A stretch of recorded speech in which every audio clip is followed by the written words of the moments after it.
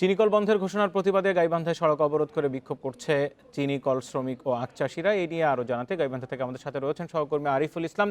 আরিফুল, এখন সেখানকার পরিস্থিতি কি? বেশ কয়েকদিন ধরে এই বিষয়টি নিয়ে দেশের বিভিন্ন চিনিকল এলাকায় কিন্তু উত্তেজনা চলছে। এখন গাইবান্ধার কি খবর?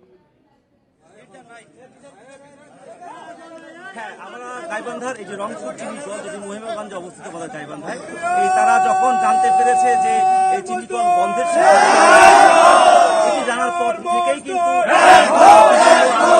তারা চিনিকলের সামনে যে সড়ক মহিমাগঞ্জ গোবিন্দ সড়ক, সেখানে কিন্তু তারা সকাল 9টা থেকে বিক্ষোভ শুরু করেছে এবং সকাল 10টার সময় থেকে আমরা দেখতে পাচ্ছি যে এই চিনিকল এলাকায় কিন্তু তারা আগুন জ্বালিয়ে এখানকার যত শ্রমিক এবং আখ চাষিরা তারা কিন্তু রাস্তায় বসে পড়েছে, টায়ার জ্বালিয়েছে, এই তারা বিক্ষোভ চালাচ্ছে এবং এর ফলে কিন্তু এখানে যানজট সৃষ্টি হয়েছে। এখানে দুই পাশে আমরা দেখতে পাচ্ছি যে যানজট সৃষ্টি হয়েছে।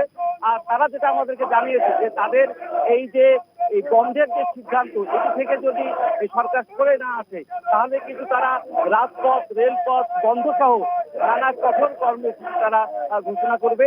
আর ইতিমধ্যে তারা 5 দফা কর্মসূচিও কিন্তু ঘোষণা করেছে যে তাদের যে বর্তমান শ্রমিক কর্মচারী রয়েছে তাদের 5 মাসের বেতন এখনো বকেয়া রয়েছে।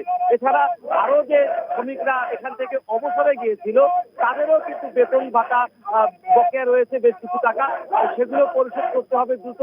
এবং চলতি যে মৌসুম, আখ মারার যে মৌসুম, জাত রোপণের যে মৌসুম শুরু হয়েছে, তাতে প্রয়োজনীয় যে উপকরণ সেগুলো অতি দ্রুত সরবরাহের দাবিও তারা কিন্তু জানিয়েছে।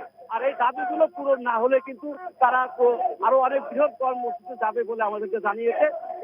এখনো কিন্তু এই বিক্ষোভটি চলছে। আর এখান থেকে আসার কোনো বাড়ি না পেলে এই বিক্ষোভ তারা সারাদিন চালাবে বলে আমরা জানতে পেরেছি।